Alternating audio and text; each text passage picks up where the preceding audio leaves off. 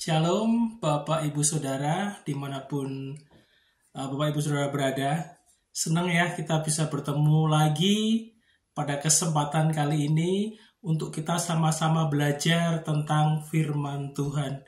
Sebelumnya izinkan saya untuk mengucapkan selamat hari Natal. Salam damai sejahtera Tuhan bersama kita semua. Hari ini pada kesempatan yang istimewa ini kita akan belajar sama-sama, Bapak Ibu Saudara, tentang satu pribadi, yaitu Tuhan Yesus Kristus. Kita akan belajar di Matius yang ke-16, ayatnya yang ke-13, sampai yang ke-20. Pengakuan Petrus. Setelah Yesus tiba di daerah Kaisarea Filipi, ia bertanya kepada murid-muridnya, "Kata orang, siapakah anak manusia itu?" Jawab mereka, "Ada yang mengatakan Yohanes Pembaptis, ada juga yang mengatakan Elia, dan ada pula yang mengatakan Yeremia atau salah seorang dari para nabi." Lalu Yesus bertanya kepada mereka, "Tapi apa katamu? Siapakah aku ini?" Maka jawab Simon Petrus, "Engkau adalah Mesias, anak Allah yang hidup."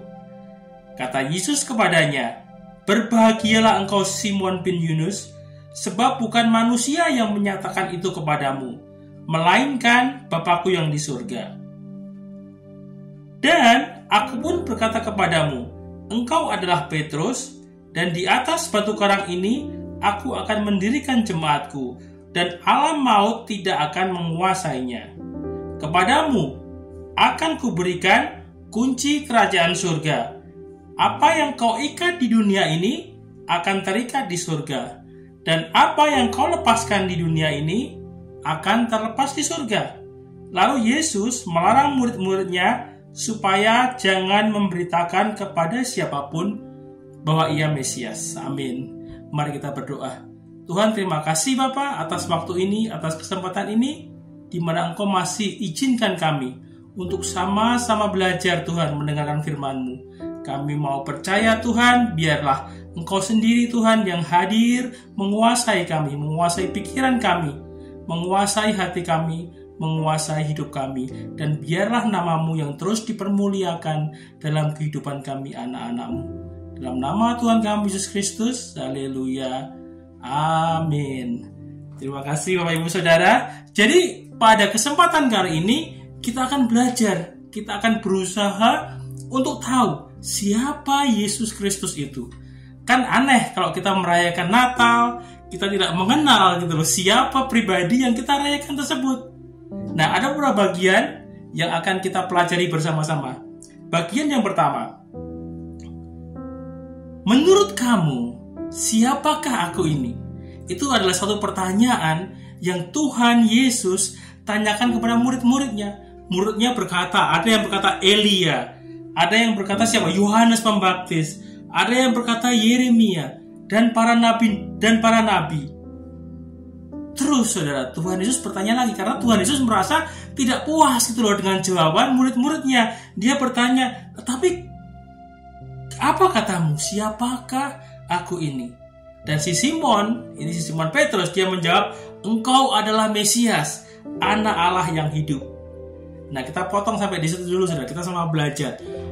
Saudara, ada satu keanehan kalau menurut saya ya.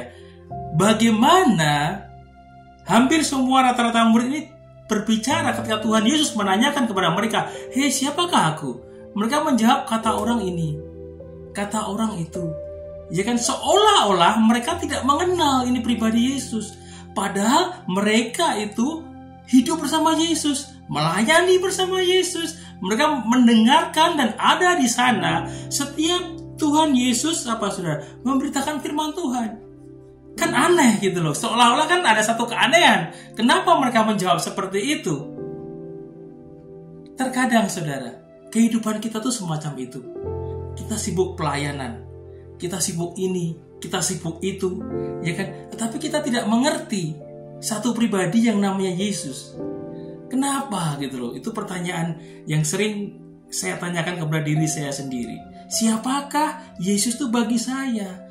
Ada satu gambaran satu hubungan personal yang harus kita bisa jelaskan gitu loh kepada Tuhan, bahwa Tuhan, ini loh bagi kamu, bagi aku, kamu adalah.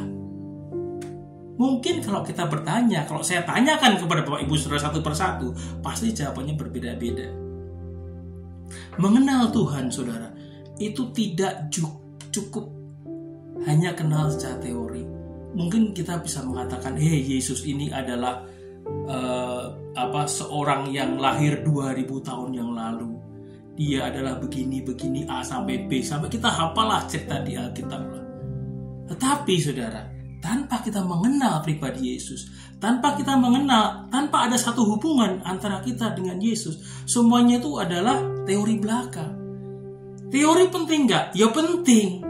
Tetapi ada hal-hal yang lebih penting, ada hal-hal yang harus menyempurnakan satu hubungan itu, supaya kita bisa mengenal pribadi Yesus secara sungguh-sungguh, secara utuh.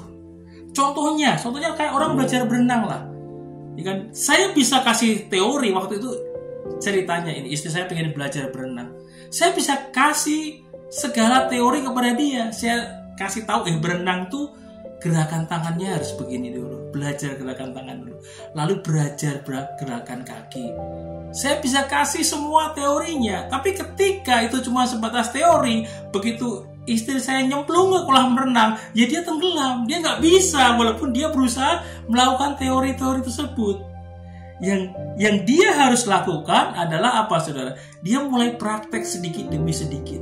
Dia mulai melatih gerakan tangan dulu satu-satu. Ya kan, take times. Terus dia mulai melatih gerakan kaki.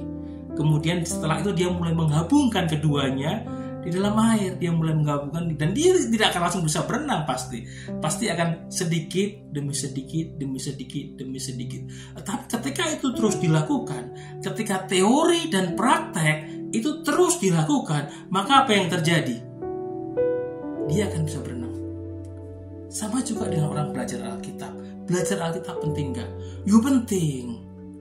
Ya, tapi itu tidak segalanya. Saya belajar Alkitab, saya belajar ke sekolah teologi. Saya belajar selama 4 tahun gitu. Saya belajar ini, belajar itu. Pokoknya komplit lah, saudara. Tetapi kalau cuman itu aja, ya kan, saya tidak akan mengenal pribadi Tuhan. Saya harus mulai apa? Menjalin hubungan dengan Tuhan. Saya harus mengerti, saya harus mengundang Tuhan ke dalam kehidupan saya, supaya saya mengerti kehendak Tuhan itu semacam apa. Saya bisa mengerti teori-teorinya. Tapi ketika dalam kehidupan saya tidak praktekkan itu, ya percuma. Yang terjadi adalah apa? Cuman pengetahuan belaka. Teori dan praktek itu akan menjadikan pengenalan kita sempurna akan Tuhan. Terus bagaimana supaya kita bisa mengenal satu pribadi yang namanya Yesus? Ada 3 hal. Yang pertama adalah akal. Akal kita harus mengerti dulu teorinya, saudara. Kita harus mengerti siapa Yesus tersebut. Kita harus belajar tentang Yesus tersebut. Dan kita mulai belajar tentang apa? Firman Tuhan. Kita dengan akal dan pikiran kita. Yang kedua adalah hati, saudara. Saudara bisa mengerti, memahami segala, tapi kalau hati saudara kaku, hati saudara keras, hati saudara tidak bisa menerima kasih Tuhan, tidak bisa menerima firman Tuhan dalam hati saudara, ya percuma. Akan kembali kepada pengetahuan belaka. Maka yang pertama adalah akal pikiran, yang kedua adalah hati, dan yang ketiga adalah apa? Penyerahan hidup sepenuhnya. Kenapa ini penting? Kenapa? Karena ketika kita percaya, kita mengerti tentang Yesus dan kita menerima dalam hati kita, kita harus menyerahkan kehidupan kita. Kita harus praktek sepenuhnya supaya hidup kita benar-benar sesuai dengan pikiran Tuhan. Jadi kita nggak cuma percaya toh. Ingat, iman tanpa perbuatan itu apa? Mati. Jadi kita harus menyerahkan kehidupan kita sepenuhnya. Contohnya seperti apa? Contohnya seperti katakanlah firman Tuhan lah. Tuhan Yesus berkata kepada murid-muridnya, kita harus mampu mengampuni, kita harus mampu memaafkan. Berapa kali, saudara? 7 kali 7 kali 7. Ya kan, banyak sekali, tak terhingga gitu. Tapi kemudian apa? Misalkan kita dalam prakteknya sehari-hari, kita baru diomongin orang dikit aja udah aduh sakit hati, udah marah, dalam pelayanan, disinggung sedikit aja kita langsung mundur. Berapa banyak kita mengalami hal semacam itu? Itu artinya apa? Itu artinya mungkin akal pikiran kita udah menerima Yesus. Mungkin hati kita udah menerima Yesus. Tetapi kita belum menyerahkan diri sepenuhnya kepada Kristus. Dan itu adalah salah satu kesalahan yang fatal. Jadi ingat, akal pikiran kita harus tahu. Hati kita harus bisa menerima Tuhan. Dan kita harus apa? Menyerahkan kehidupan kita sepenuhnya kepada Tuhan Yesus. Bagian yang kedua adalah ayat yang ke-16. Maka jawab Simon Petrus, engkau adalah Mesias, anak Allah yang hidup. Lalu kata Yesus kepadanya, berbahagialah engkau Simon bin Yunus, sebab bukan manusia yang menyatakan itu kepadamu, melainkan apa? Bapa di surga. Jadi saudara, dari ayat ini kita bisa mengerti gitu loh, bahwa pengenalan akan Tuhan itu adalah apa? Pemvahyuan dari Allah. Itu adalah apa? Inisiatif dari Allah. Otak kita saudara itu cuma segenggam tangan. Jadi kalau saudara buka ini kepala ya, itu otaknya itu cuma segenggam ini. Dengan otak yang segenggam ini kita tidak akan mengerti Tuhan seutuhnya. Impossible gitu loh. Tuhan itu begitu besar, begitu dalam. Jadi kalau menurut kehendak kita tidak akan bisa menemukan Tuhan. Itulah kenapa wahyu Tuhan itu adalah datang atas inisiatif Tuhan terlebih dahulu. Contohnya saudara, pengenalan akan Tuhan itu tidak bisa datang ujuk-ujuk. Jadi ketika Tuhan memberikan wahyu, itu tidak semua orang bakal menerimanya, benar nggak? Walaupun inisiatif itu dari Tuhan, tetapi kita harus mempersiapkan diri kita. Kita harus mempersiapkan diri kita untuk menerima wahyu dari Tuhan tersebut. Jadi misalkan contohnya begini, saya ada cerita, saya suka cerita ini. Ada 2 orang petani, mereka sama-sama mengharapkan hujan. Udah lama musim kemarau lah. Jadi hujan tuh nggak datang-datang. Dan kedua petani ini benar-benar memerlukan hujan. Petani A berdoa, petani B juga berdoa gitu. Mereka berdoa sama-sama, tapi kemudian apa yang dilakukan? Petani A ini cuma berdoa, dia tidak melakukan apa-apa. Tapi petani B sembari berdoa, sembari menantikan jawaban Tuhan, dia mulai menggarap tanahnya. Dia mulai garap tanah itu karena dia percaya itu akan datang. Jadi dan benar saudara, ketika hujan datang, tanahnya udah siap untuk ditanam. Kalau ada 2 jenis orang semacam itu, menurut saudara, siapakah yang akan mendapatkan air dari Tuhan? Apakah petani A yang cuma meminta aja dan diem saja, atau petani B yang meminta dengan menggarap tanah? Pasti petani B. Itu yang pertama kami lakukan di Tasmania, saudara. Jadi ketika itu memang kita ada visi untuk membuka gereja, tapi banyak sekali tantangan di sana. Entah tantangan pribadi atau tantangan secara general. Kita pemain musik lah, tempat lah, pokoknya begitu banyak masalah. Tapi selama kita belum mendapat gereja, kita tetap berdoa. Tapi apa yang kita lakukan? Kita mulai membuka kelompok sel. Kita mulai persiapan, kita mulai gitar. Kita mulai cari pemain musik. Kita nggak tahu kapan itu mau buka gereja. Kita mulai keyboard mulai ada, dan alat musik mulai lengkap. Sudah selama hampir 1 tahun alat musik lengkap, dan orang-orang mulai datang. Kita mulai latihan. Jadi komsel waktu yang kita adakan waktu itu, kita mulai latihan seperti gereja. Jadi ada song leadernya, ada pemain musiknya, drum, dan pokoknya komplit ya. Walaupun masih sangat sederhana. Kenapa kita melakukan hal itu? Kan komsel pakai gitar aja bisa jalan ya kan? Karena kita percaya. Karena kalau Tuhan membuka jalan, kalau Tuhan ada menyertai kita untuk buka gereja, kita tuh udah siap, lahannya udah kita bangun. Dan benar saudara, itu yang terjadi. 1,5 tahun kemudian kita membuka satu gereja sampai sekarang ini. Dan ketika gereja itu dibuka, kita tidak gelagapan.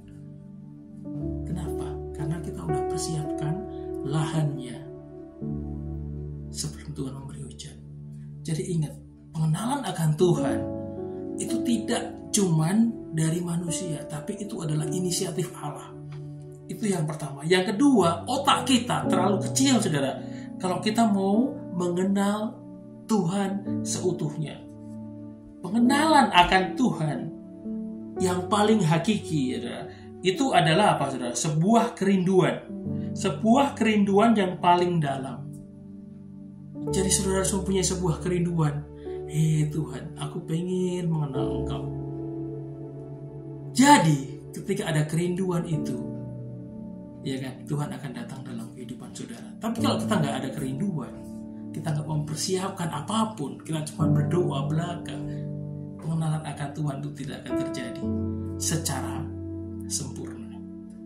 Bagian yang ketiga, saudara, kita akan baca di ayat yang ke-18. Dan aku pun berkata kepadamu, engkau adalah Petrus. Di atas batu karang ini, aku akan mendirikan jemaatku, dan alam maut tidak akan menguasainya. Jadi, saudara, di perikop ini, itu adalah kata pertama kali di Alkitab tentang gereja. Jadi gereja modern ini pertama kali di ayat ini, saudara. Tuhan Yesus mengatakan pada Petrus bahwa di atas batu karang Tuhan akan mendirikan jemaatnya dan alam maut tidak akan menguasainya. Artinya apa? Artinya bahwa kita itu adalah gereja, saudara. Kita itu adalah jemaat Tuhan. Jadi Tuhan Yesus tidak katakan adalah Dia akan meletakkan gereja itu di atas batu karang, di atas sesuatu yang kokoh. Jadi bukan di atas Petrus loh ya. Petrus memang artinya juga batu karang. Tetapi pada waktu itu yang Tuhan Yesus katakan itu adalah batu karang yang sebenarnya, yang landasan yang kuat, bukan di atas pasir. Tapi gereja itu akan diletakkan di atas sebuah fondasi yang sangat kuat. Gereja, ya kan, ini adalah ciptaan Tuhan Yesus. Ini adalah inisiatif Allah. Jadi gereja ini adalah sekumpulan orang-orang yang dipanggil, saudara, atas inisiatif Allah. Untuk apa? Untuk melakukan keputusan-keputusan Tuhan. Jadi yang perlu kita ingat sekarang adalah, aku akan mendirikan jemaatku. Aku di sini adalah Tuhan Yesus, dan jemaat di sini adalah jemaat Tuhan Yesus. Tapi yang sering terjadi dalam gereja itu bukan semacam ini. Karena kalau kita melihat, orang tuh sering berkata, kami mendirikan gereja kami. Ya kan? Apa yang terjadi kalau manusia mendirikan gereja buat manusia? Jadi yang terjadi adalah bukan kehendak Tuhan. Yang terjadi adalah kedagingan kita membangun kedagingan kita. Yang terjadi adalah salah kaprah. Yang terjadi adalah hal-hal yang manusiawi. Gereja menjadi manusiawi. Gereja cuma menjadi pusat entertainment. Banyak sekali gereja-gereja yang mulai bergeser semacam itu. Kita nggak usah bilang lah ya. Tetapi gereja itu adalah sekumpulan orang-orang yang melakukan keputusan Tuhan. Untuk apa? Untuk melayani Tuhan, untuk melayani sesama, untuk memberitakan Injil. Jadi bukan kita yang membangun gereja kita, tetapi Tuhan yang membangun jemaat Dia. Bukan pula kita membangun gereja Tuhan. Kalau yang terjadi semacam itu, akan terjadi manipulasi, akan terjadi salah tafsir. Kemarin itu saya dengar satu pendeta bagus banget. Dia bilang begini, saudara. Kalau kita membangun gereja Tuhan, yang terjadi itu adalah manipulasi. Akhirnya banyak gereja-gereja yang tumbuh yang mengandalkan hal yang lain di luar Tuhan. Contohnya entertainment. Ya kan? Musiknya menjadi hal yang utama di gereja. Pokoknya orang berusaha menarik orang-orang dengan musik yang bagus. Dengan entertainment lah, dengan lampu sorot lah, dengan berbagai macam asap lah. Enggak salah. Tetapi kalau itu jadi fokus, itu berarti apa? Berarti adalah kami membangun gereja Tuhan. Itu pusatnya entertainment. Dan gereja bukan dibangun dengan tujuan tersebut. Terus ada lagi juga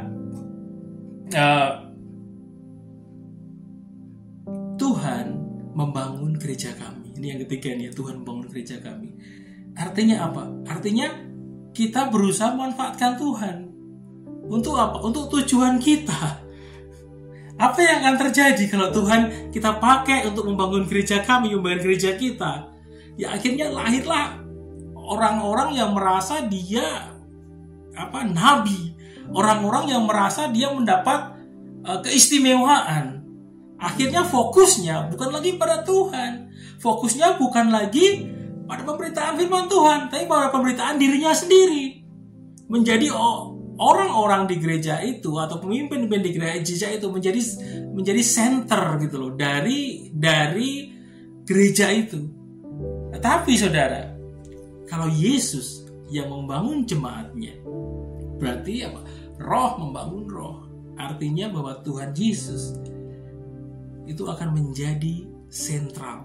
Tuhan Yesus akan menjadi pusat. Dia akan menjadi segala-galanya dalam satu gereja membangun jemaatnya.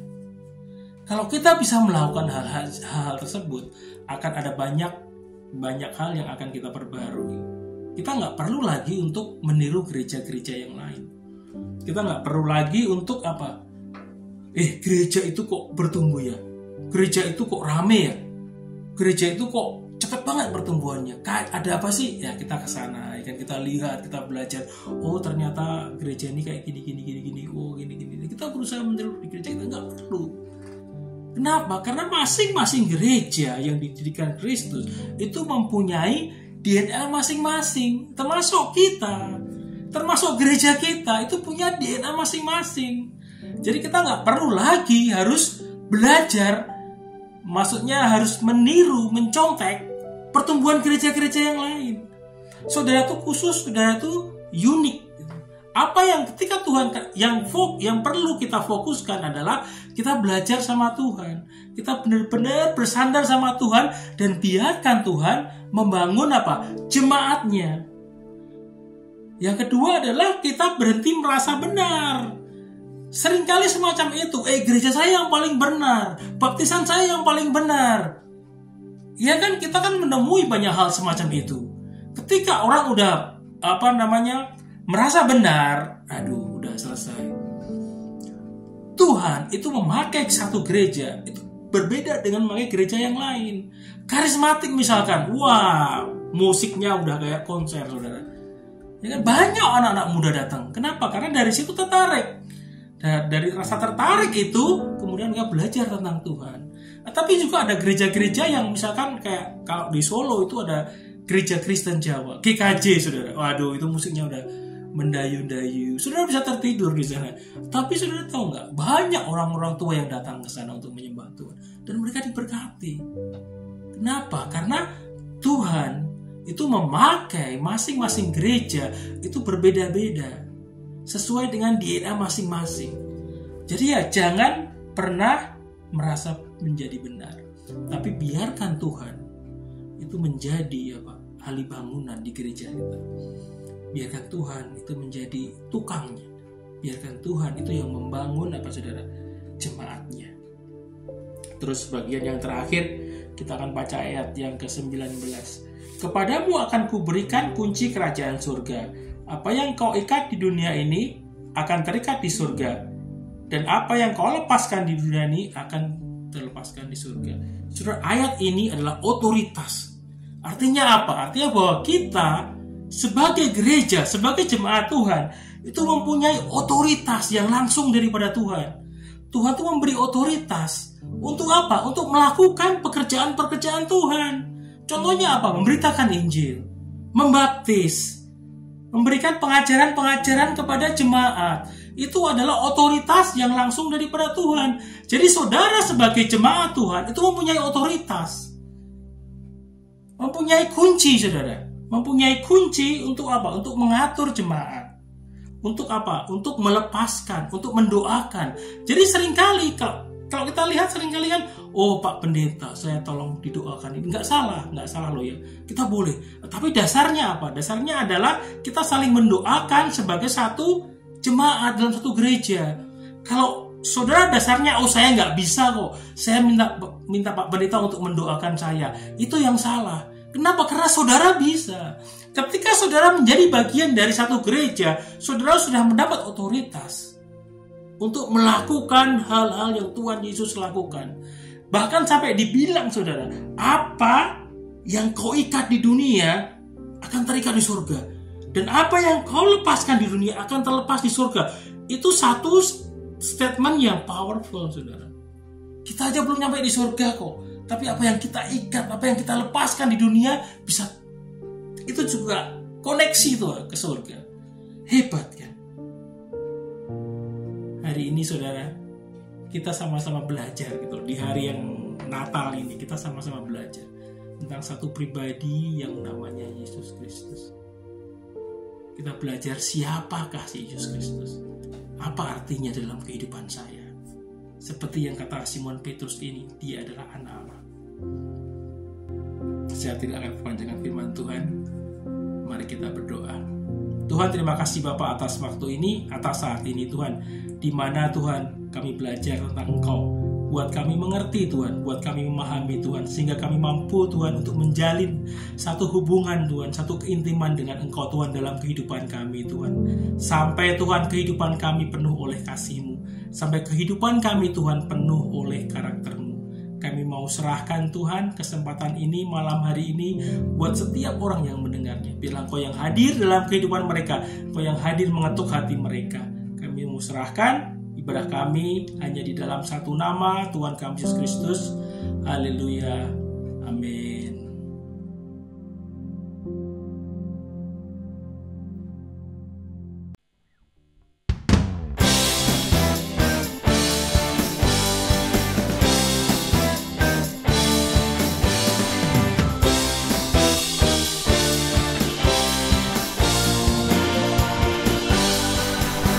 Bersorak-sorailah bagi Allah, angkatlah lagu, bunyikan rebana. Tuhan telah angkat semua bebanku, Dia Tuhan kemenanganku. Bersorak-sorailah bagi Allah, ayunkan langkahmu, derapkan kakimu.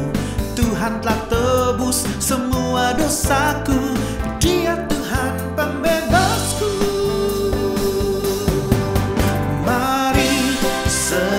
Nama Yesus bangkit, naikkan pujian dan nyanyi. Angkat tanganmu semua, bersorak, bersuka, bermazmur. Mari serukan nama Yesus bangkit, naikkan pujian dan nyanyi. Angkat tanganmu semua, bersorak, bersuka, bermazmur bagi Yesus.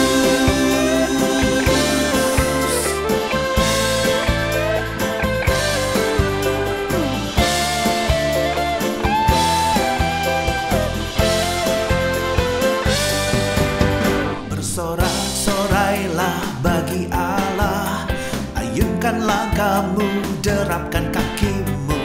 Tuhan telah tebus semua dosaku, Dia Tuhan pembebasku. Mari serukan nama Yesus bangkit, naikkan pujian dan nyanyi.